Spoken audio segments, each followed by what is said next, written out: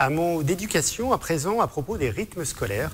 Le président Emmanuel Macron en avait fait une promesse électorale. Le décret a été publié au bulletin officiel le 28 juin. Les communes qui le souhaitent peuvent revenir à la semaine de 4 jours dès septembre. Alors qu'en est-il à Saint-Quentin-en-Yvelines? Le point avec Mélanie Poquet. Comme au niveau national, il y a les communes qui vont continuer sur la semaine de 4 jours et demi et bien sûr celles qui vont passer à 4 jours.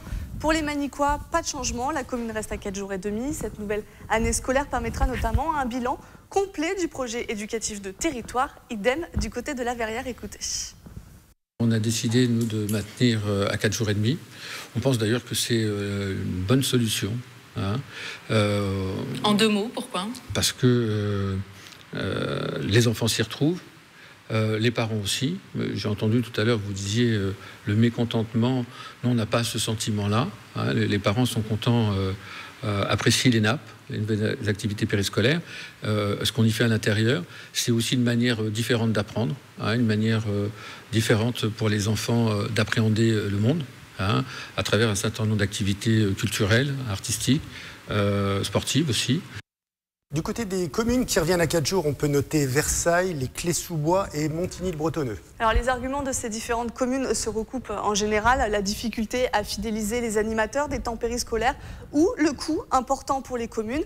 Du côté de Montigny-le-Bretonneux, la décision a été prise après la consultation des 28 conseils d'école. Une seule école s'est prononcée contre le retour aux 4 jours. La décision a été votée lors du conseil municipal du 30 juin.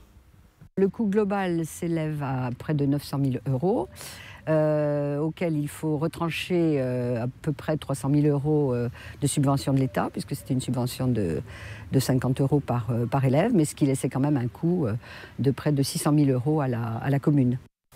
Principal argument mis en avant, la fatigue des écoliers, c'est ça? C'est ce qui revient dans beaucoup de discours, notamment du côté d'Elancourt. Je vous propose d'écouter le maire de la commune, Jean-Michel Fourgousse, appelé au boycott de la loi Peillon dès 2013. La concentration, c'est clair, c'est que si vous augmentez la fatigue des enfants et que vous le constatez par vous-même, parents, ou bien par les profs, ou par d'autres animateurs, bon, il est clair que vous touchez donc à la concentration. Et donc, vous touchez aux résultats scolaires. Ce qui est là le grand tabou. Et il est quand même surprenant qu'une telle réforme qui a bousculé, déstabilisé les équipes pédagogiques de toute la France, il n'y ait jamais eu d'études d'impact sincères. Alors, pour d'autres communes, la décision n'est pas encore prise. C'est le cas de Morpas, notamment. Un sondage est proposé jusqu'à demain, 7 juillet, sur le site de la commune. La question, êtes-vous favorable à un retour à la semaine de 4 jours en 2018 ? Et du côté de Bois d'Arcy, la décision sera prise ce soir en conseil municipal. Le maire Philippe Benassaya souhaite revenir aux anciens rythmes scolaires. Mélanie Poquet, merci pour ces explications.